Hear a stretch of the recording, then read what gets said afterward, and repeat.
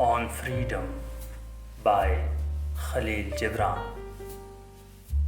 And an orator said, "Speak to us of freedom." And he answered, "At the city gate and by your fireside, I have seen you prostrate yourself and worship your own freedom, even as the slaves humble themselves before a tyrant and praise him though he slays them. Ay, in the groove of the temple and in the shadow of the citadel, I have seen the freest among you wear their freedom as a yoke and a handcuff. And my heart bled within me, for you can only be free when even the desire of seeking freedom becomes a harness to you. And when you cease to speak of freedom as a goal and a fulfillment,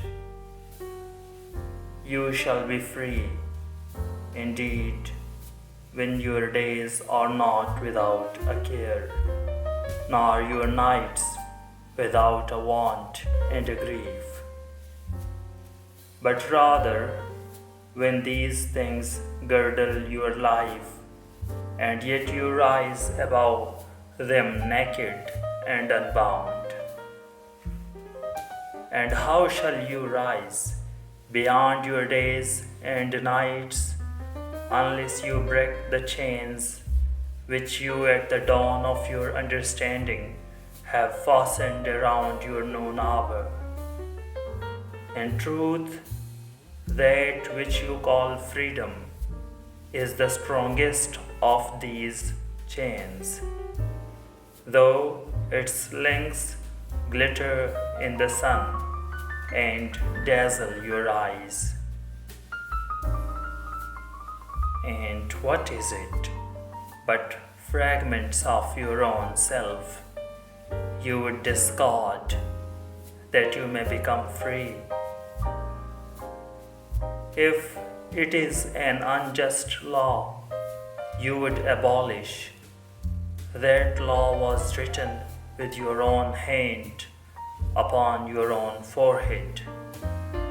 You cannot erase it by burning your law books, nor by washing the foreheads of your judges, though you pour the sea upon them. And if it is a despot you would dethrone, see first that his throne erected within you is destroyed. For how can a tyrant rule the free and the proud, but for a tyranny in their own freedom and a sham in their own pride? And if it is a care you would cast off, that care has been chosen by you rather than imposed upon you. And if it is a fear you would dispel, the seat of that fear is in your heart and not in the hand of the feared. Verily, all things move within your being in constant half embrace. The desired and the dreaded, the repugnant and the cherished, the perceived and that which you would escape.